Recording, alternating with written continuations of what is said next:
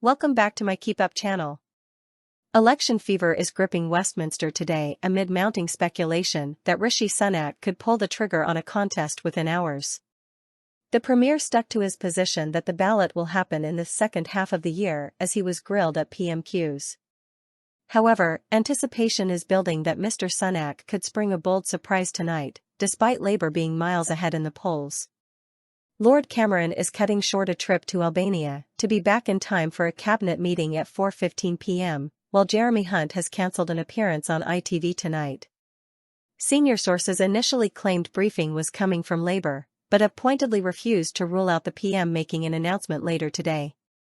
That could potentially give a polling date of July 4th, although Mr. Sunak could announce a longer timeline. The drama is threatening to set the Tory tinderbox ablaze, with MPs telling Mail Online that Mr. Sunak has a death wish and the parliamentary party will go nuts if he tries to call an election. There are claims that 1922 Chair Graham Brady is now accepting texts voicing no confidence in the leader. One former cabinet minister said, "There will be queues outside Graham Brady's door." Another senior backbencher told Mail Online that even if Mr. Sunak went to see the King, they could attempt a coup to try to prevent the writ being moved to dissolve Parliament. The rumours gathered pace after Mr. Sunak hailed a major milestone, with inflation tumbling to the lowest level in nearly 3 years. BBC political editor Chris Mason fueled the speculation by saying he was twitchy about the election timing. SNP Westminster leader Stephen Flynn said in the Commons, "Speculation is rife, so I think the public deserve a clear answer to a simple question. Does the Prime Minister intend to call a summer general election, or is he furt?" Mr. Sunak replied, "There is, Mr. Speaker, spoiler alert, there is going to be a general election in the second half of this year. At that moment, the British people will in fact see the truth about the honourable gentleman opposite me, because that will be the choice at the next election, Mr. Speaker, a party that is not able to say to the country what they would do, a party that would put at risk our hard-earned economic stability, or the Conservatives that are delivering a secure future for our United Kingdom." The headline CPI rate slid from 3.2% in March to 2.3% last month, near the Bank of England's 2% target. The PM said the figures showed that his plan is working and brighter days are ahead. However, the drop, driven largely by easing energy prices, was less than the 2.1% analysts had penciled in, sparking concerns that the Bank of England might delay interest rate cuts. Core inflation, another key factor for Threadneedle Street as it mulls whether to ease the pain on mortgage payers in June, also remains stubbornly high. Meanwhile, separate official figures had public sector borrowing above estimates, raising questions about whether Chancellor Jeremy Hunt will have room to cut taxes before the election. The latest Savanta poll gave Labour a 17-point lead over the Tories. According to electoral calculus, those numbers would produce a 236 majority for Keir Starmer. He would have 443 MPs, while the Conservatives would have just 124. That is compared to the 376 returned in Boris Johnson's 2019 landslide. The frenzy at Westminster came after more signs of infighting in the top ranks of the government, with a minister slamming Mr. Sunak for hogging the limelight despite slumping popularity.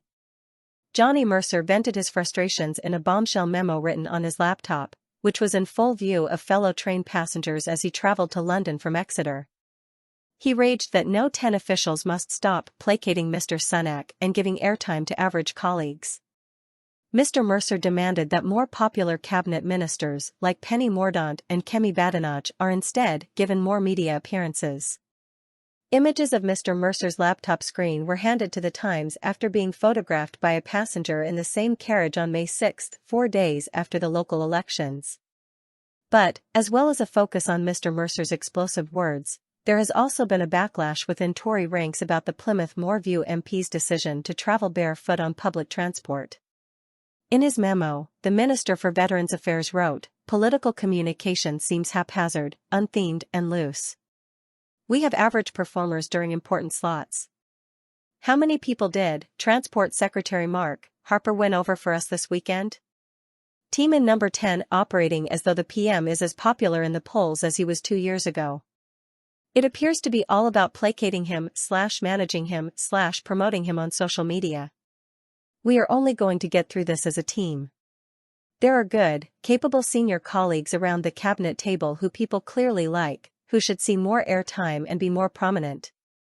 Polls of Conservative members showing that Business Secretary Ms. Badenoch and Commons leader Ms. Mordaunt are more popular than Mr. Sunak should not be ignored, Mr. Mercer said. Both Ms. Badenoch and Ms. Mordaunt are seen as potential Tory leadership contenders if the party loses the general election. Mr. Mercer, who has been an outspoken backer of Mr. Sunak, also wrote that too many special advisors were overpromoted and underskilled and had poor political judgments. He said that despite his access to number 10 and the Prime Minister, I don't feel part of the team. His efforts to persuade number 10 to allow veterans to use their IDs at polling stations had been blocked by special advisors, he said, adding, feels like even I cannot have any impact on the grid/government comms. How would a July election work? Under the current election laws, the Prime Minister of the day has a lot of power to decide when an election is. He needs to win a simple majority in a vote in the Commons to trigger a process which sets out a 25-day countdown to the vote. If he tabled a vote today, the theoretical earliest an election could take place is June 27th. However, convention dictates that after an announcement, Parliament be given a few days to finish passing any unfinished business it wants to get done before being dissolved.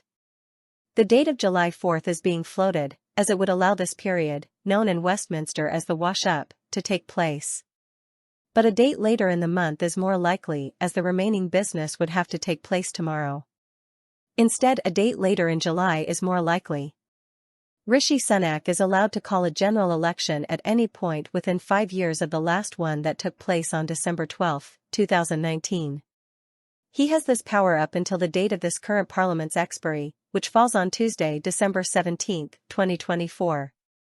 The Fixed-Term Parliament Act, which was passed in 2011, created fixed, 5-year periods between general elections, but that rule was scrapped in 2022. Under that law, early elections could be held only if 2/3 of the House of Commons voted in favor, or if there was a vote of no confidence in the government. So in 2017, Theresa May secured an early election when she passed the 2/3 threshold as MPs voted by 522 to 13 to go to the people. But it was not popular, and in 2019, Boris Johnson passed a new law which reverted to the previous system of needing only a straight majority vote among MPs to have an early general election. That would be a simple enough measure given the government's majority and Labour's lead in the polls, meaning it would also back it. Why have an election now? A ballot has been widely seen as likely to happen towards the end of the year, with the government hoping the economy will turn round. However, there is intense chatter this morning that Mr. Sunak could spring a bold surprise, despite Labour being miles ahead in the polls. Mr. Sunak is due to gather his cabinet after PMQs this afternoon, with the meeting having been delayed from yesterday as a result of his trip to Vienna. The rumours gathered pace after Mr. Sunak hailed a major milestone with inflation tumbling to the lowest level in nearly 3 years. The headline CPI rate slid from 3.2% in March to 2.3% last month, near the Bank of England's 2% target. The PM said the figures showed that his plan is working and brighter days are ahead. However, the drop, driven largely by easing energy prices, was less than the 2.1% analysts had penciled in, sparking concerns that the Bank of England might delay interest rate cuts. Core inflation, another key factor for Threadneedle Street as it mulls whether to ease the pain on mortgage payers in June, also remains stubbornly high. Meanwhile, separate official figures had public sector borrowing above estimates, raising questions about whether Chancellor Jeremy Hunt will have room to cut taxes before the election. A separate benefit of going in July would be that it would be before the summer Channel migrant peak season. Mr. Sunak passed his Rwanda deportation flights law after Easter, but ministers face an anxious wait to see if the aircraft take off and have any impact on the number of people attempting the crossing. Why not have an election in July?